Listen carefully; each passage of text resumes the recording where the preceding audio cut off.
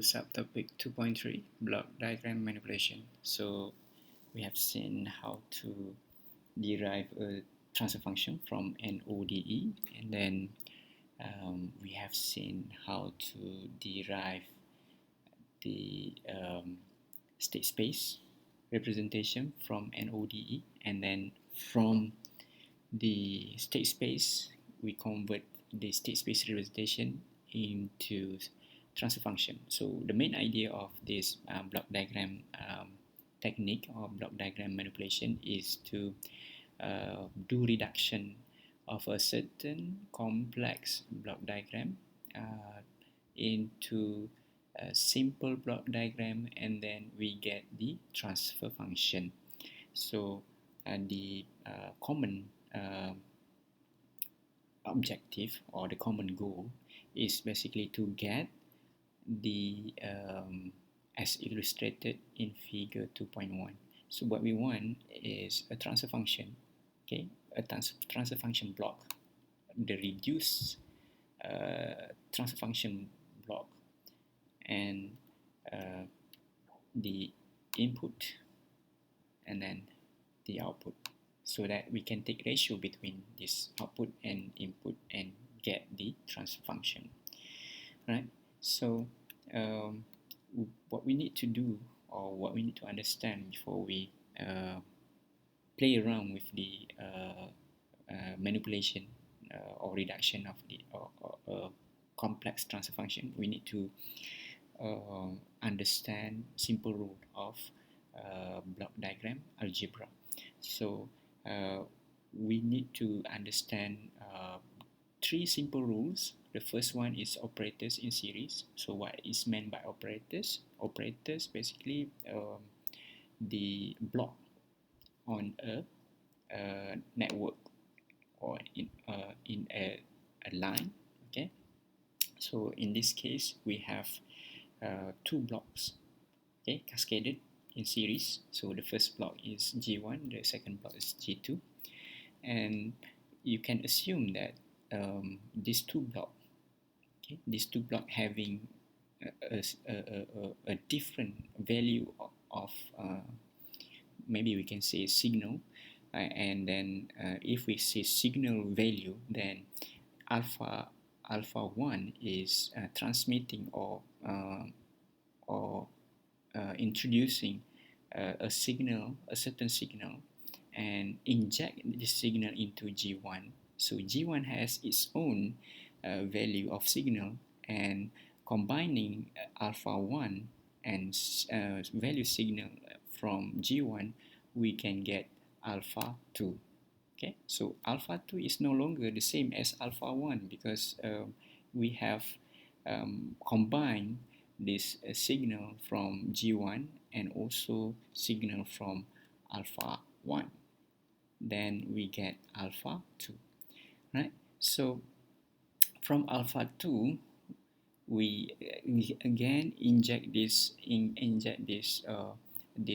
signal into G2, and then G2 also has its own value of signal, and that makes or that produce alpha 3.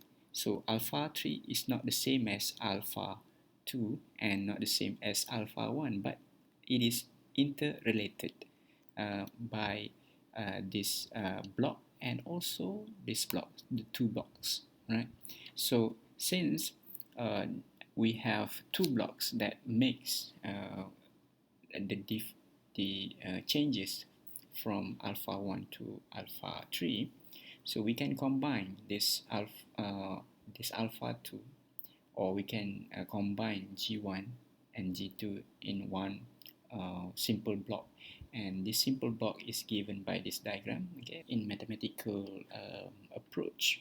So if we consider again this block, right, in terms of signal that measured here, here, and here, we can write this signal changes using equation 2.37.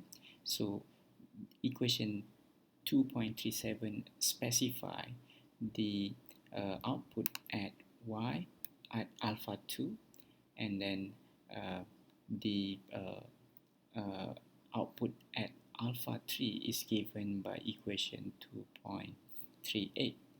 Then um, we can combine them. Okay, we can combine them, and then we can arrive to equation 2.39. So this equation 3.9 is what we want, and clearly it is a combined block between G1 and G2. And then on the left hand side, you can see that it is a ratio between the output alpha 3 and the input alpha 1. So location of alpha 1 is always at the left hand side, and location of the alpha 3 is always on the right hand side. Right? So rule number 2 is transfer operator in parallel. So the illustration of transfer operator in parallel is given by this block, right? So given by this block.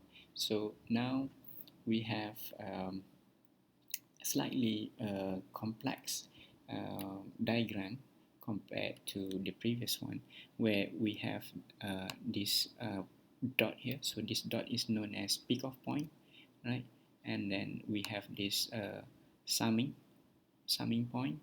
And then what we need to understand is that when we have this peak-off point here, okay, when we have this peak-off point, what happened to the signal? This signal is being split into this. This is also alpha 1, and this also alpha 1. It split into two different channels. So channel number 1, it goes to G1, channel number 2, it goes to G2, and both of them meet up at this summing point. Okay, but then, as I mentioned earlier, since the gain or the value of G1 and G2 is not the same, so alpha 2 and also alpha 3 is not the same, even though it is related with the alpha 1.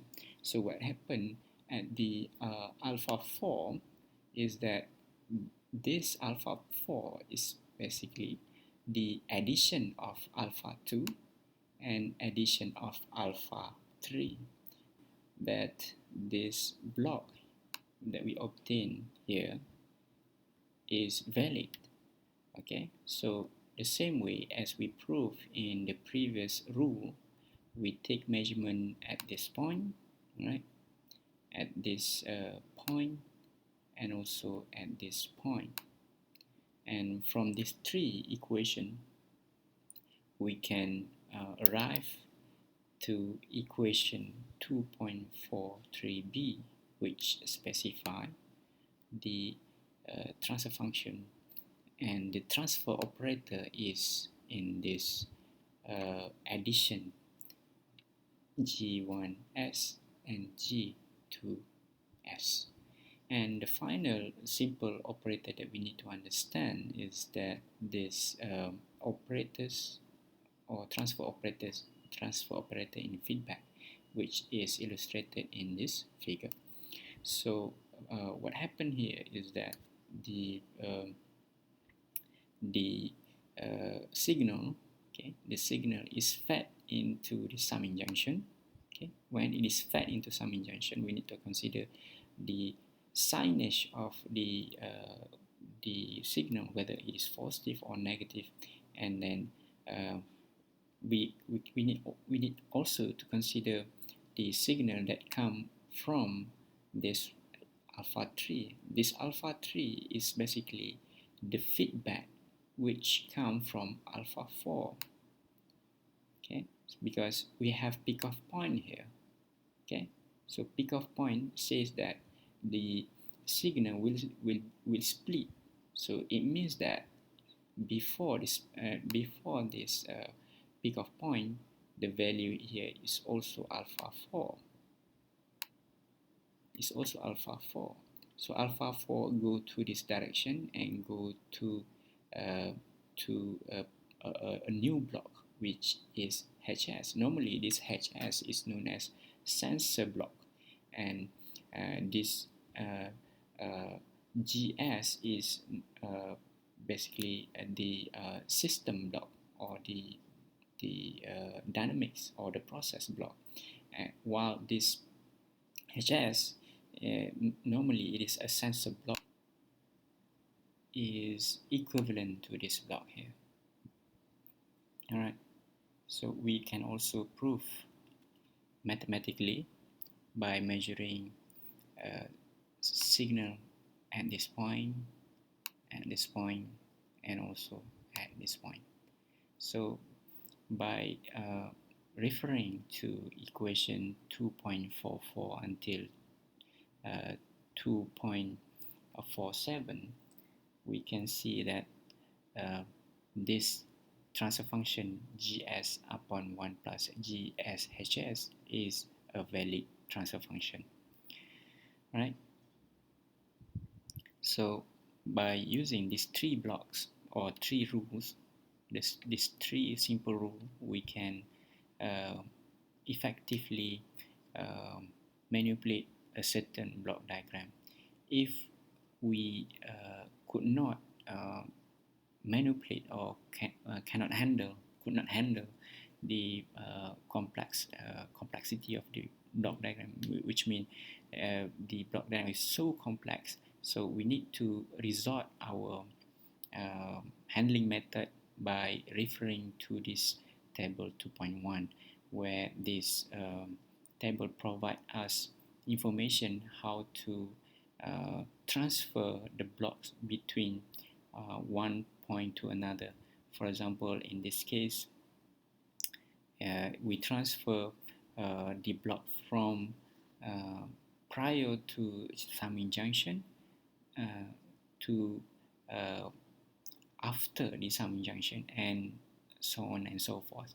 By using this table, we can effectively handle a complex block diagram, and thus we can find the resultant transfer function that we are looking for, right?